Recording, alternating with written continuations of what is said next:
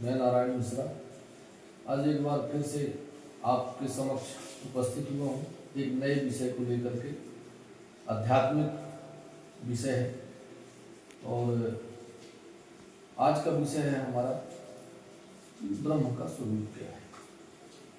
जहाँ तक मैंने ग्रंथों में शास्त्रों में पढ़ा है और संतों से महापुरुषों से सुना है, तो गीता में भगवान श्री कृष्ण ने कहा है कि ईश्वरः सर्वभूतानां हृदयेषु अर्जुन तिष्ठति ब्राह्मण सर्वभूतानि यंत्रारूढ़ानि माया।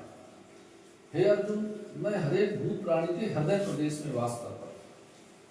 इसी तरीके से रामचरितमानस में बाबा गोस्वामी तुलसीदास जी भी कहते हैं कि ईश्वर अंश जीव अविनाशी सहज अमल चेतन गुण राशि, और उनके गुणों के और उनके बारे में भी बताया गया है कि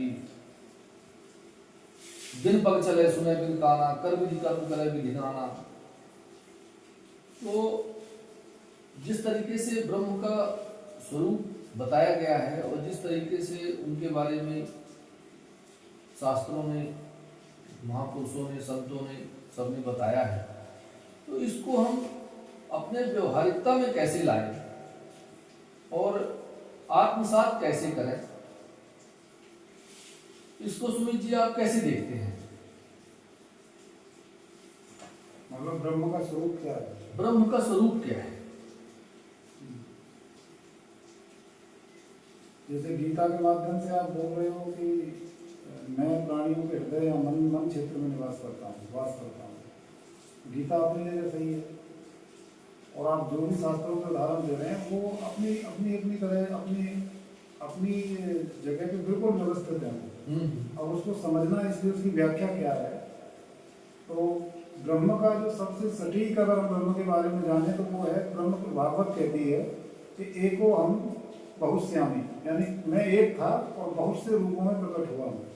यानी जो कुछ हमें दिखाई देता है, जो कुछ नहीं भी दिखाई देता है, जो हम जान पा रहे हैं और जो नहीं जान पा रहे हैं, वो सब ब्रह्म ही है, ब्रह्म का ही स्वरूप है।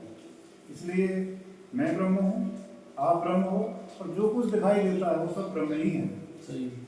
इस तरह से समझो। और दूसरा, एको हम द्वितीयो नास्ति, यानी कि मेरे सिवा दूसरा कोई है ही नहीं। ये जब ब्रह्म की स्थिति ही है, जो व्यक्ति इस ब्रह्म की स्थिति को समझ लेगा वही इस प्रकार का उद्घोष कर पाएगा कि मैं एक ही हूँ, दूसरा मेरे समान दूसरा कोई है नहीं, या दूसरी कोई चीज एग्जिस्ट करती नहीं। इस तरह से वैसे अगर व्यवहारिक तौर पर अगर ब्रह्म की व्याख्या को अगर देखोगे तो ब्रह्म को 4 भागों में वर्गीकृत किया गया है। विद्वानों ने, हमारे ऋषियों ने समझने के हिसाब से, समझने के लिए कि साधारण जन भी इसको समझे क्या है, क्या स्वरूप है इसका, तो उसको 4 भागों में बांटा है। उसको शास्त्रीय भाषा में चतुष्कल पाद ब्रह्म कहते हैं। यानी वो 4 भागों वाला है, 4 पादों वाला है।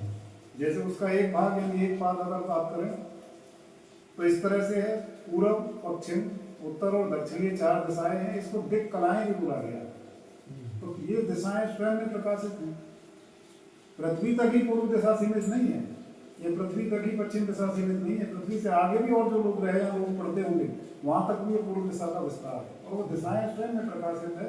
इसलिए इसको चतुष्कल का ब्रह्म के इस स्वरूप को प्रकाशमान संज्ञक बोला गया, यानी प्रकाश स्वरूप बोला गया है। इसलिए ब्रह्म को प्रकाश स्वरूप भी कहा जाता है। दूसरा उसका जो स्वरूप है वो अनंतमान संज्ञक है। उसी चतुष्कल ब्रह्म का 4 स्वरूपों वाले, 4 आधारों वाले ब्रह्म का दूसरा जो स्वरूप है वो अनंतमान संज्ञक है। अनंत कैसे है वो? पृथ्वी अनंत है, अंतरिक्ष अनंत है, नापा नहीं जा सकता। सतलोक कहो, सतलोक या दुलोक कहो, वो भी अनंत है। उसके बाद समुद्र अनंत है। इसलिए इन सब चीजों के आधार पे कि ये सब ब्रह्म का स्वरूप है, इसलिए इस ब्रह्म के इस स्वरूप को अनंतवान रूप कहा जाता है। क्योंकि ब्रह्म अनंत है, उसका ना कोई आदि है ना अंत है, इसलिए अनंत कहा जाता है। तीसरा, उसको ज्योतिषमान संज्ञक बोला गया, ज्योति स्वरूप बोला गया है। तीसरा ज्योति स्वरूप वो कैसे है? अग्नि के अलावा कहीं कोई ज्योति नहीं है, अग्नि ही ज्योति है। सूर्य, चंद्र और विद्युत कैसे? अग्नि में ज्योति है वो सूर्य में, सूर्य में जो ज्योति है वो चंद्र में है, चंद्र में जो ज्योति है वही विद्युत में है। ऐसे समझिए। तो इसी ब्रह्म के इस स्वरूप को ज्योतिष स्वरूप बोला गया है। ये ज्योतिषमान संज्ञक है। चतुष्कल पाद ब्रह्म का ये ज्योतिषमान संज्ञक रूप है, यानी ज्योति स्वरूप है। उसके बाद सबसे जो चौथा उसका जो भाग है वो आयतनवान संज्ञक है, आयतन स्वरूप है। आयतन कैसे? सबको आश्रय देने वाला, यानी सबको आश्रय देने वाला है। जैसे चक्षु हमारी आंखें, हमारे कान और हमारा मन और अंत में प्राण, यानी कि आंखें, मन और ये समस्त इंद्रियां मन में समाहित हो जाती है। निद्रा के टाइम भी और मृत्यु के समय भी मन में समाहित हो जाती है। मन उन समस्त इंद्रियों को लेकर बुद्धि के साथ प्राण में समाहित हो जाता है। प्राण ही सबको आश्रय प्रदान करने वाला है, यानी सबका आश्रय दाता है।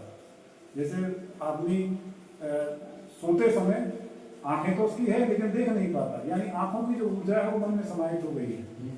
कान तो है लेकिन सुन नहीं पाता है, लेकिन कानों की जो ऊर्जा है जो सुनने का काम कर रही है वो मन में समाहित हो गई है। इसलिए सबको जो आश्रय प्रदान करता है वो प्राण है। प्राण को ही जीवात्मा, उसी जीवात्मा को आत्मा, उसी आत्मा को परमात्मा का स्वरूप माना गया है। इस तरह से हम ब्रह्म के स्वरूप की व्याख्या साधारण शब्दों में कर सकते हैं। हाँ, बिल्कुल कहा भी गया है कि ज्योति रूपो परम ब्रह्म, ज्योति रूपो जनार्दना, ज्योति रूपो सर्वपापहरो, ज्योति रूपो नमोस्तुते। तो निश्चित है ज्योति रूप का जो ज्योतिमान संज्ञक है तो वो बिल्कुल यथार्थ है, और ये हमारे ऋषि मुनियों ने आदिकाल से इस परंपरा में चलते आए हैं। तो आपका कहना सही है कि चतुष्कल पाद में ब्रह्म स्थित है और एडजस्ट करता है। और अभी उपासना के बारे में, उपासना कैसे करें? उपासना के दो मार्ग हैं। तीसरा कोई मार्ग उपासना का नहीं है। दो ही तरह की उपासना संसार में व्यवस्थित की गई है, जो ऋषियों ने की, विद्वानों ने की। तो आज भी दो ही तरह की उपासना है। एक दैवीय उपासना, आदिदेविक उपासना। आदिदेविक उपासना का मतलब क्या है? जब अग्नि तप्त होती है, अग्नि के तपायमान हो जाती है और तब अग्नि अंत होने लगती है, बुझने लगती है, तो वो वायु में प्रवेश कर जाती है, यानी वायु उसका रूप ले लेती है, वायु का रूप ले लेती है। समुद्र जब सूखता है तो वायु में प्रवेश कर जाता है उसका जल जब सूखता है समुद्र से तो वायु में प्रवेश कर जाता है। वायु ही समस्त ब्रह्मांड में और समस्त आकाश में, हनुमान को आकाश स्वरूप भी बोला गया, वायु ही प्रवाहक का काम करता है, संवाहक का काम वायु करता है। तो इसको इसलिए जो वायु है वो इस तरह से अगर ब्रह्म की उपासना करता है जो व्यक्ति, उसको आदि दैविक उपासना बोलते हैं, यानी दैवीय उपासना बोली जाती है। और एक आध्यात्मिक उपासना क्या है कि समस्त इंद्रियों के सारे विषयों से इंद्रियों को हटा करके मन में समाहित करते हुए और उस मन को प्राणों में समाहित कर देना, समाधिस्थ कर देना, समाधि में समाधिस्थ हो जाना, प्राण में समाधिस्थ हो जाना, इसको आध्यात्मिक उपासना कहा जाता है, जो अष्टांग योग के माध्यम से संभव। हाँ, यम नियम आसन प्राणायाम प्रत्याहार दैवीय जो उपासना है वो यज्ञ विधि के माध्यम से संभव। जो हम यज्ञ अनुष्ठान आदि करते हैं वो दैवीय उपासना की प्रकार है, और जो हम अष्टांग योग या साधना करते हैं वो हमारी एक आध्यात्मिक उपासना का परिचय है। इसलिए दो ही तरह की उपासनाओं का मुख्य विशेष महत्व है। बिल्कुल सही कहा। तो मित्रों, आज हमने ब्रह्म के स्वरूप को जानने की कोशिश की और इसके बारे में चर्चा किया। आशा है कि आप लोगों को चर्चा अच्छी लगी होगी। नमस्कार।